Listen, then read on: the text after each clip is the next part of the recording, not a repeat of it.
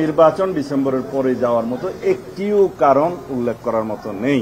এই বিষয়টা আমরা বোঝাতে সক্ষম হয়েছি। আমরা অনেকগুলো বিষয়ে একমত হতে সক্ষম হয়েছি।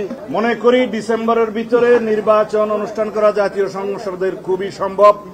আমরা আজকে মাননীয় প্রধান উপদেষ্টার আমন্ত্রণে জাতীয় ঐকমত্য কমিশনের দ্বিতীয় পর্বের সংস্কার বিষয়ক আলোচনায় অংশগ্রহণ করেছিলাম। মাননীয় প্রধান উপদেষ্টা নিজেই এই জাতীয় ঐকমত্য কমিশনের সভাপতি। বিভিন্ন রাজনৈতিক দলের প্রতিনিধিদের বক্তব্য আমরা শুনেছি, তিনি শুনেছেন। আমরা আমাদের বক্তব্য উপস্থাপন করেছি। আমরা বলেছি সংস্কার কমিশন যথেষ্ট সময় ইতিমধ্যে অতিবাহিত করেছেন। আমরা বিস্তারিতভাবে আগেও সংস্কার কমিশনের আলাপ আলোচনায় আন্তরিকতার সাথে অংশগ্রহণ করেছি এবং সংস্কার কমিশনের রিপোর্ট প্রণয়নের আগেও আমরা সংস্কার কমিশনগুলোতে আমাদের দলের পক্ষ থেকে আমরা আমাদের মতামত দিয়েছিলাম এবং সেই মতামতের ভিত্তিতে অন্যান্য দলের মতামতের ভিত্তিতে সংস্কার কমিশনগুলো রিপোর্ট প্রণয়ন করেছিল, আপনারা জানেন। সেই রিপোর্ট, বিস্তারিত রিপোর্ট আমরা আমাদের দলে আলোচনা করেছি এবং ইতিমধ্যে একটি সংক্ষিপ্ত স্প্রেডশিটের মাধ্যমে ওনারা 166টি দাবি প্রস্তাব আমাদের কাছে দিয়েছিলেন। তার উপরে আমরা কোনো মনোযোগ দেইনি, বিকজ এটা অনেকটা বিভ্রান্তিমূলক ছিল। আমরা সংস্কার কমিশনের রিপোর্টগুলোর উপরে, বিস্তারিত রিপোর্টের উপরে আমরা আমাদের বিস্তারিত মতামত প্রদান করেছি, দফাওয়ারি মতামত প্রদান করেছি। সেই বিষয়ে সময়ে সময়ে আপনাদেরকে অভিহিত করেছি এবং পরবর্তীতে গঠিত জাতীয় ঐক্য কমিশনের আহ্বানে আমরা আলাপ আলোচনা করতে গিয়েছিলাম সংস্কার বিষয়ে। অনবরত 3 দিন আমরা সংস্কার কমিশনের সাথে বৈঠক করেছি, অন্যান্য দলের সাথেও তারা বৈঠক করেছেন এবং আমাদের মতামত, বিস্তারিত মতামত লিখিতভাবে আমরা দিয়েছি। আলাপ আলোচনার মধ্য দিয়ে আমরা অনেকগুলো বিষয়ে একমত হতে সক্ষম হয়েছি।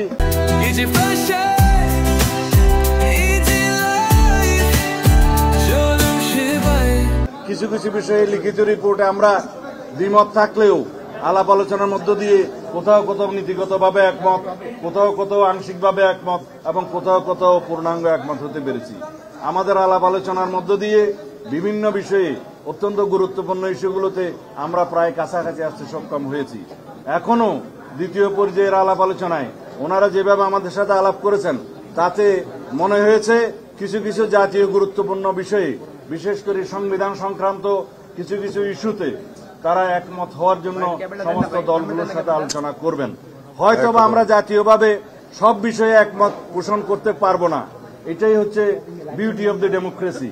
কিন্তু আমরা আলাপ আলোচনা করব, আমরা কোথাও কোথাও দ্বিমত পোষণ করব, কোথাও কোথাও হয়তো আমরা একমত হতে পারবো, কোথাও আমরা একমত হওয়ার কাছাকাছি আসতে পারবো।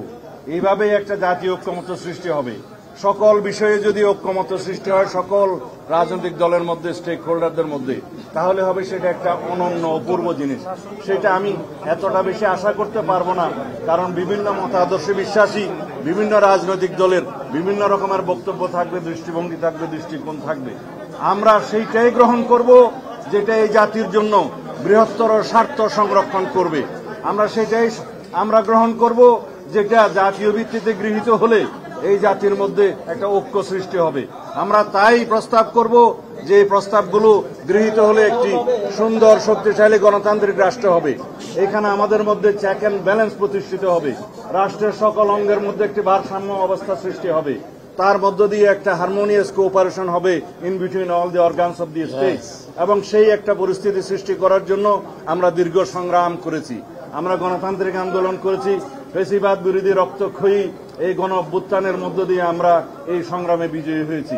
সেই জন্য আমরা আমাদের শহীদের রক্তের আকাঙ্ক্ষা অনুযায়ী, এদেশের জনমানুষের প্রত্যাশা অনুযায়ী আমরা একটি গণতান্ত্রিক সমাজ এবং রাষ্ট্র বিনির্মাণের জন্য আমরা অবশ্যই সেই সমস্ত বিষয়গুলোকে আমরা বিবেচনা করব, যে এই বিষয়গুলো আমরা গ্রহণ করলে, এই জাতি গ্রহণ করলে, বিশেষ করে ঐক্যমতের ভিত্তিতে গ্রহণ করলে একটি শক্তিশালী রাষ্ট্রীয় কাঠামো আমরা গঠন করতে পারবো এবং তার মধ্য দিয়ে আমরা একটা বিপুল সংখ্যক জনগোষ্ঠী, এই দেশের সমগ্র জনগোষ্ঠী আমরা আমাদের আকাঙ্ক্ষাকে বাস্তবায়ন করতে পারবো। মনে করি ডিসেম্বরের ভিতরে নির্বাচন অনুষ্ঠান করা জাতীয় সংসদের খুবই সম্ভব এবং এর আগেই জরুরি ভিত্তিতে যে সমস্ত সংস্কার করা প্রয়োজন, বিশেষ করে নির্বাচনমুখী, সেই সংস্কারগুলোকে চিহ্নিত করে আমরা ঐক্যমতের মাধ্যমে সেগুলো বাস্তবায়ন করি এবং সেই এমন কোনো সংস্কার নাই যেগুলো 1 মাসের মধ্যে বাস্তবায়ন করা সম্ভব হবে না।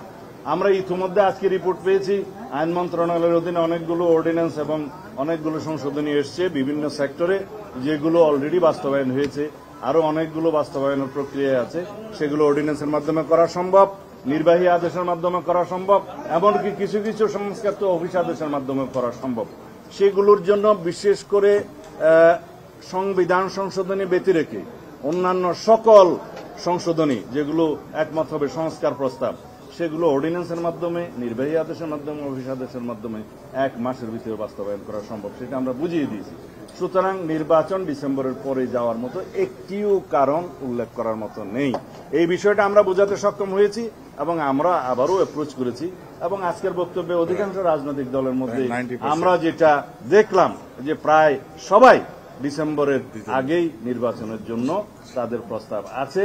এখন মাননীয় প্রধান উপদেষ্টা সেটি বিবেচনা করবেন, সেটা আমরা আশা করি এবং আমরা মনে করি তিনি জাতীয় ঐক্যের প্রতীক হিসাবে নিরপেক্ষভাবে সেই ভূমিকা পালন করবেন, কারো প্রতি রাগ অনুরাগ বিরাগ প্রদর্শন করবেন না এবং উপদেষ্টা মণ্ডলীটাকে নিরপেক্ষভাবে আবার যেন উনি ঢেলে সাজান সেই প্রস্তাবও আমরা অন্য সময় রেখেছি।